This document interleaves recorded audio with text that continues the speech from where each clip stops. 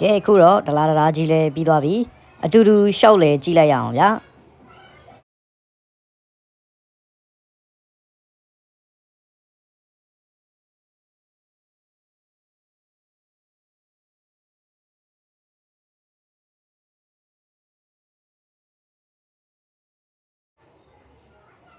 ကဲရှောက်လဲကြည့်ပြီးပြီဆိုတော့အကြောင်းအရာလေးကိုသွားလိုက်ကြရအောင်နော်ဒလာဒလာကြီးကို YBS တက်လို့မရဘူးလို့ဘယ်အယူတွေဘယ်ငတုံးတွေများပြောကြတာလဲဗျ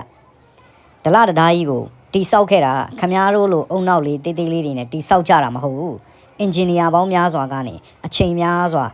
နီးပညာနဲ့အကောင်းဆုံးနီးပညာအဲ့ဒီမှာကဘာမှာနောက်ဆုံးနီးပညာကိုရထားတယ်ဒီဒလာဒလာကြီးကအဲ့ဒီနောက်ဆုံးနီးပညာနဲ့တိဆောက်ထားတာဖြစ်ပါတယ်အခုတိဆောက်ပြီးတော့ဒီတရားကြီးကို YBS ကိုတက်ခွင့်မပြုရတဲ့အကြောင်းရင်းကဘာလဲ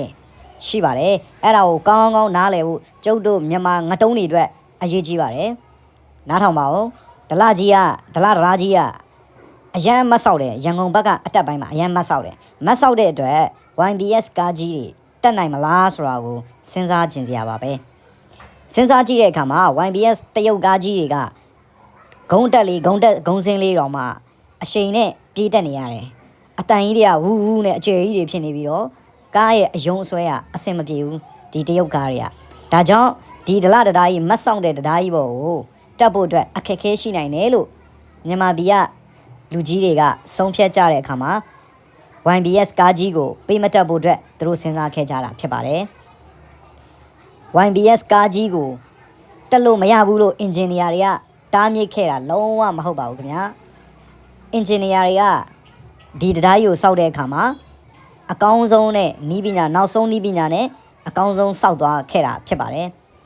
ဒီတရားကြီးကို YBS တက်ခွင့်မပြုတာကကိုရီးယားမဟုတ်ပါဘူး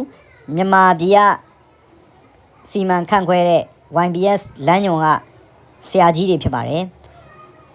YBS တွေကမတ်ဆောက်တဲ့နေရာတွေကိုတက်ဖို့အခက်အခဲရှိလို့ဒီလိုဆုံးဖြတ်ခဲ့ကြတာဖြစ်ပါတယ်မတိနားမလဲပဲနဲ့ခံနိုင်ဝင်အားနည်းတဲ့အတွက် YBS ပေးမတက်တာဆိုပြီးတော့ယူးကြောင်မူးကြောင်နဲ့ရှောက်អော်နေတဲ့မြန်မာများငတုံးများကိုပြောချင်တာဖြစ်ပါတယ်